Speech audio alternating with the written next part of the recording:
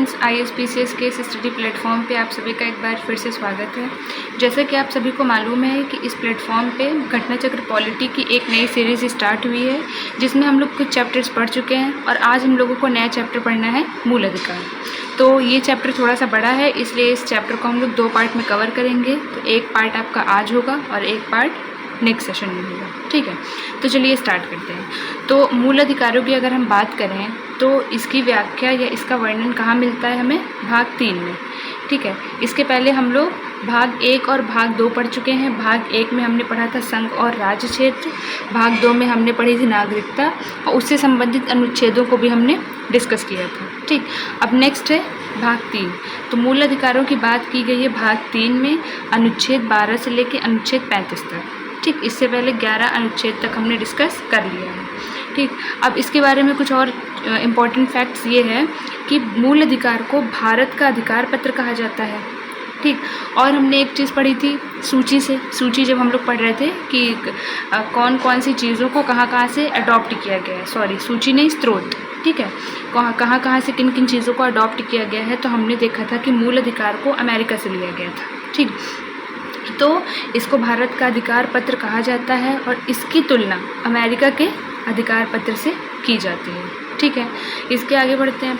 इसके आगे ये है कि सबसे पहले ये विचार कहाँ आया था, ठीक है। तो जैसा कि हमें मालूम है कि नेहरू रिपोर्ट प्रकाशित की गई थी 1928 में, ठीक। और इस नेहरू रिपोर्ट को बनाया किसने था? हमारे जवाहरलाल नेहरू जी ने, ठीक है। तो जवाहरलाल नेहरू जी ने जब नेहरू रिपोर्ट को बनाया था तो उन्होंने मूल अधिकारों को भारत के संविधान में सम्मिलित करने की बात की थी, ठीक। फिर आया था कराची अधिवेशन। कराची अधिवेशन जब 1931 में आया, जिसकी अध्यक्षता सरदार वल्लभ भाई पटेल जी ने की थी, तो उसमें क्या कहा गया? उसमें यह कहा गया कि कांग्रेस का जो घोषणा पत्र है उसमें मूल अधिकारों की मांग की गई थी, ठीक है। तो 2 चीज़ हो गई, एक तो सम्मिलित करने की बात कब की गई थी और एक मांग कब की गई थी, तो कराची अधिवेशन में, ठीक है। अब हम लोग इसकी कुछ विशेषताएं डिस्कस कर लेते हैं। तो पहली विशेषता इसकी क्या है, ठीक। अनुच्छेद को डिस्कस करने से पहले हम विशेषताओं को डिस्कस कर लेते हैं। तो पहली विशेषता क्या है कि जो हमारे मौलिक अधिकार हैं वो 2 पार्ट में हैं, ठीक है, 2 पार्ट में हैं। एक पार्ट में वो मौलिक अधिकार हैं जो सिर्फ नागरिकों के लिए उपलब्ध हैं। उनमें कौन कौन से हैं? 15, 16, 19, 29, 30, ठीक है। 15, 16, 19, 29, 30 सिर्फ और सिर्फ नागरिकों के लिए उपलब्ध हैं, जबकि अन्य बाकी जो बचे हैं वो सभी व्यक्तियों के लिए, मतलब नागरिकों के लिए भी उपलब्ध हैं और विदेशियों के लिए भी उपलब्ध हैं, ठीक है। दूसरी विशेषता क्या है कि ये वाद योग्य हैं। वाद योग्य का क्या मतलब है कि राज्य इन पे युक्त प्रतिबंध लगा सकती है, ठीक है। तीसरी विशेषता क्या है कि ये सकारात्मक भी हैं और नकारात्मक भी हैं। नकारात्मक क्यों हैं? क्योंकि ये किसी भी राज्य के, ठीक है, प्राधिकार को या विशेषाधिकार को सीमित करते हैं, ठीक। मतलब कि अगर राज्य कोई ऐसा नियम बना रहा है जिससे किसी व्यक्ति के मौलिक अधिकारों का हनन हो रहा है, ठीक है, तो उसके लिए इसको बनाया गया है, इसलिए ये क्या हो गए? नकारात्मक हो। मतलब राज्य कोई भी ऐसा कानून नहीं बना सकता है जिससे किसी व्यक्ति को ठेस पहुँचे या उसकी गरिमा प्रभावित हो, इसलिए, ठीक है। सकारात्मक में क्या है कि व्यक्तियों को विशेष सुविधाएं दी गई हैं। कुछ विशेष सुविधाएं दी गई हैं कि अगर उनके मौलिक अधिकारों का हनन हो रहा है तो वो जा सकता है कोर्ट, ठीक, ये हो गया। तीसरा क्या है? तीसरी विशेषता क्या है कि न्यायोचित है। यही न्यायोचित का क्या मतलब है कि अगर इनका उल्लंघन हो रहा है मौलिक अधिकारों का तो सुप्रीम कोर्ट और हाई कोर्ट जाने की अनुमति है इनको, ठीक है। फिर तीसरा क्या है, मतलब चौथा क्या है कि ये मौलिक अधिकार स्थायी नहीं है, इनमें कटौती या कमी हो सकती है। और कटौती या कमी कौन करेगा? संसद करेगा, साधारण संशोधन करके नहीं, जबकि क्या करना पड़ेगा? इसमें संविधान में संशोधन करना पड़ेगा, ठीक है। ये हो गया। फिर नेक्स्ट क्या है? राष्ट्रपति द्वारा इसका कुछ टाइम के लिए निलंबन किया जा सकता है। 2 क्वेश्चन आपको यहाँ पे 2 पॉइंट ध्यान में रखना है। एक पॉइंट क्या है कि अगर कटौती या कमी करनी है तो संसद करेगा, ठीक है, लेकिन अगर निलंबन करना है तो राष्ट्रपति करेगा, ठीक है। चलिए अब हम आ जाते हैं। तो टोटल कितने मौलिक अधिकार हैं? पहले तो मूल रूप से तो 7 थे, ठीक। अब कितने बचे? 6 बचे। 7वां जो संपत्ति का अधिकार था उसको 44वें संविधान संशोधन 1978 के द्वारा मूल अधिकार से हटा के, ठीक है, अनुच्छेद किस में कर दिया गया है? का में 300 का भाग 12 जब हम लोग भाग पढ़ रहे थे, तो अगर आप लोग को याद होगा तो उसमें हम लोगों ने पढ़ा था कि इसको कहाँ कर दिया गया है, भाग 12 में डाल दिया गया है। ठीक है, आर्टिकल 300 का में, ठीक, एक नया आर्टिकल जोड़ा गया और उसमें डाल दिया गया। ठीक, तो बाकी कौन कौन से मौलिक अधिकार हैं? तो पहला है समानता का अधिकार। ठीक है, इसकी व्याख्या कहाँ से कहाँ तक है? अनुच्छेद 14 से 18 तक। दूसरा स्वतंत्रता का अधिकार 19 से 22 तक। शोषण के विरुद्ध अधिकार अनुच्छेद 23-24। धार्मिक स्वतंत्रता का अधिकार 25 से 28। संस्कृति और शिक्षा संबंधी अधिकार 29 से 30 और संवैधानिक उपचारों का अधिकार 32। इसका भी हम लोगों ने डिस्कस किया था ना कि जो हमारे डॉक्टर भीमराव अंबेडकर जी थे, उन्होंने क्या कहा था इसको, ये आप लोग बताइएगा। ठीक है, संविधान की आत्मा और हृदय कहा था अनुच्छेद 32 को। ठीक, चलिए अब हम लोग इसको एक एक करके डिस्कस करते हैं। तो आज हम लोग सिर्फ 3 भाग पढ़ेंगे इसके। ठीक है, 3 मतलब मौलिक अधिकार पढ़ेंगे, समानता का अधिकार, स्वतंत्रता का अधिकार और शोषण के विरुद्ध अधिकार। बाकी 3 हम लोग नेक्स्ट क्लास में पढ़ेंगे। ठीक, तो देखिए ये चीज़ मैं बता चुकी हूँ कि मूल रूप से 7 मौलिक अधिकार थे। 7वां था संपत्ति का अधिकार। ये दो जगह था, 2 आर्टिकल में था। एक आर्टिकल 19(1) में था और एक आर्टिकल 31 में था। ठीक है, दोनों जगह पे था। तो इसको हटा दिया गया 44वें संविधान संशोधन 1978 के द्वारा। इसको भाग 3 से हटा के भाग 12 में जोड़ दिया गया। ठीक है, चलिए तो पहला हमारा है समानता का अधिकार। समानता का अधिकार कहाँ से कहाँ तक है? 14 से 18 तक। तो इसमें देखिए एक एक करके देखते हैं। 14 में क्या कहा गया है? 14 में ये कहा गया है विधि के समक्ष समानता। इसका क्या मतलब है? इसका मतलब है कि जो राज्य है वो सभी व्यक्तियों के लिए एक समान कानून बनाएगा। मतलब मान लीजिए अगर कोई व्यक्ति मर्डर करता है किसी का, ठीक है, कोई बहुत अमीर व्यक्ति है वो मर्डर करता है या कोई बहुत गरीब व्यक्ति है, तो दोनों के लिए कानून समान होंगे। ठीक, और लागू भी समान रूप से होंगे। ठीक है, मान लीजिए कोई सेक्शन लगता होगा, ठीक, तो दोनों पे सेम सेक्शन लगेगा और दोनों के ऊपर समान रूप से लागू होगा। ठीक, मान लीजिए अगर बहुत अमीर व्यक्ति है उसको 10 साल की सज़ा हो रही है, तो गरीब वाले व्यक्ति को दोनों को 10-10 साल की सज़ा होगी। ठीक है, तो एक समान कानून भी बनाया जाएगा और एक समान रूप से उसको लागू भी किया जाएगा। ठीक है, फिर आर्टिकल 15। आर्टिकल 15 क्या कहता है कि धर्म, नस्ल, जाति, लिंग या जन्म स्थान के आधार पर भेदभाव नहीं कर सकता राज्य। ठीक है, राज्य नागरिकों के प्रति किसी भी क्षेत्र में, ठीक है, जीवन के किसी भी क्षेत्र में इन सारी चीज़ों को लेकर भेदभाव नहीं करेगा। ठीक है, आर्टिकल 16 क्या कहता है? आर्टिकल 16 ये कहता है लोक नियोजन के आधार पर अवसर की समानता। इसका मतलब ये है कि मान लीजिए कोई वैकेंसी निकली, ठीक है, या राज्य के अधीन कोई पद है, उस पर नियुक्ति करनी है, तो अवसर की समानता मतलब सबको समान अवसर दिया जाएगा। जैसे हम लोग फॉर्म फिल करते हैं तो वहाँ पे सबको समान अवसर दिया जाता है, लेकिन कुछ इसके अपवाद भी हैं, जैसे SC, ST और OBC, इनको कुछ आरक्षण मतलब कुछ छूट दी जाती है। ठीक है, तो ये इनका अपवाद है। ठीक, अब देखिए आर्टिकल 17 क्या है? आर्टिकल 17 है अस्पृश्यता का अंत। ठीक है, मतलब छुआछूत को दूर करने के लिए ये बनाया गया था आर्टिकल 17। ठीक, जो भी अस्पृश्यता को मतलब अस्पृश्यता को बढ़ावा देगा, ठीक है, या छुआछूत को फॉलो करेगा, उसको कानूनी दंड दिया जाएगा। ठीक है, अब है आर्टिकल 18, ये है उपाधियों का अंत। उपाधियों का अंत का मतलब है कि गिफ्ट वगैरह नहीं लेना है।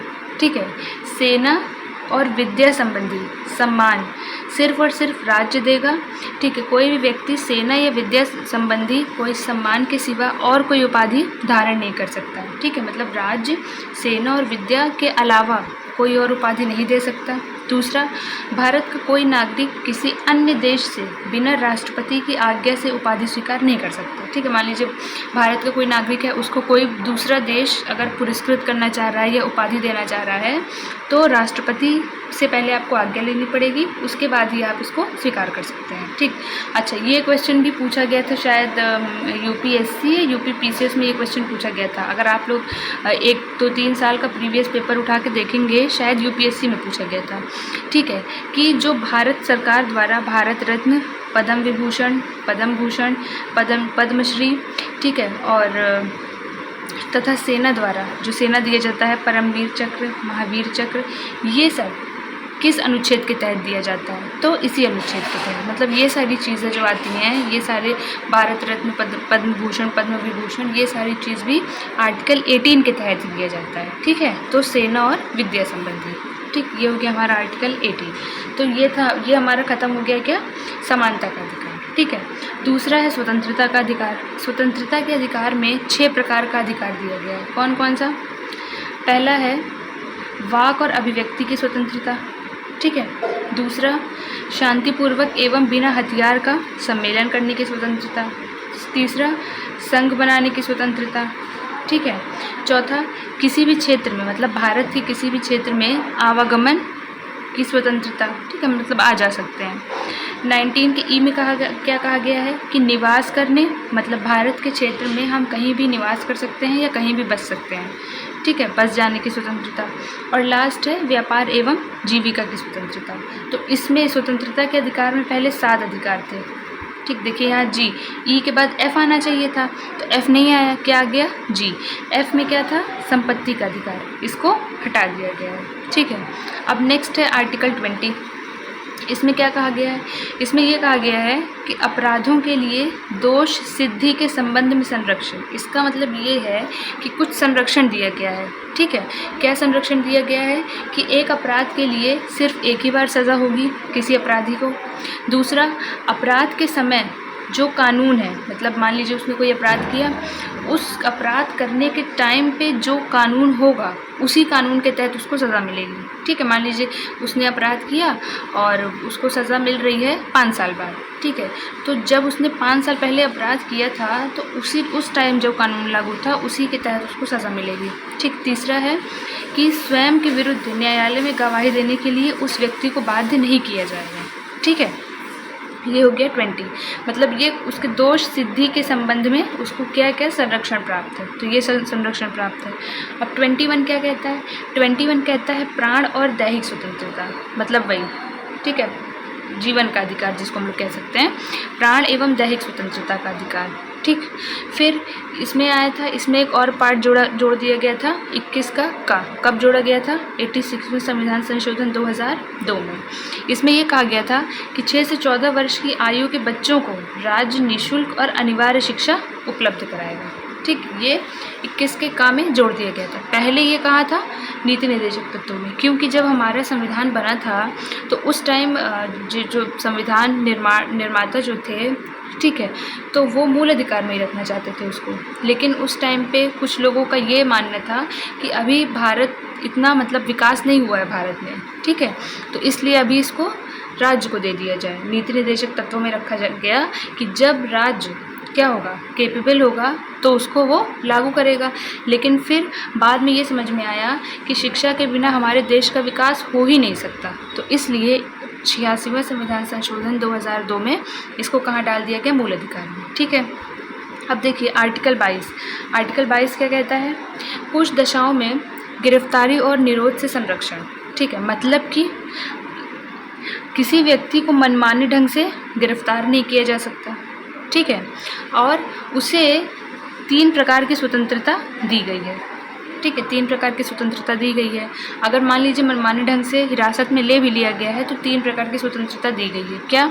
कि हिरासत में लेने का कारण बताना होगा कि आप क्यों गिरफ्तार कर रहे हैं। ठीक, दूसरा 24 घंटे के अंदर उसको दंडाधिकारी के समक्ष पेश करना पड़ेगा। ठीक, आने जाने के समय को छोड़कर 24 घंटे के अंदर। और तीसरा कि वो अपने पसंद के वकील से सलाह ले सकता है। ठीक है, तो उसको गिरफ्तारी और निरोध दोनों से संरक्षण दिया है कुछ दशाओं में। ठीक है, उसके बाद ये हो गया हमारा क्या? आर्टिकल 22 तक, मतलब स्वतंत्रता का अधिकार।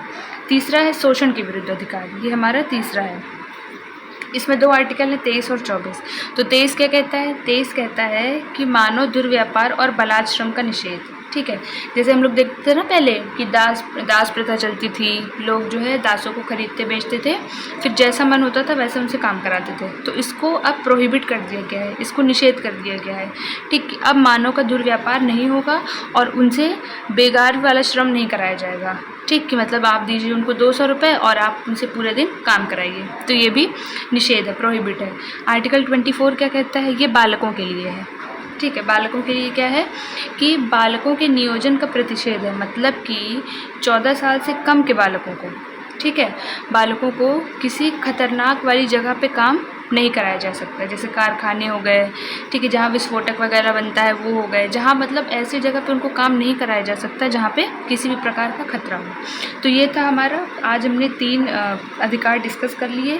कल हम लोग 3 अधिकार और डिस्कस करके इस चैप्टर को कंप्लीट कर देंगे। तो इस चैप्टर को आप पढ़िए, फिर यहाँ पढ़ने के बाद आप जाइए क्वेश्चन प्रैक्टिस करिए और PYQ लगाइए। Thank you.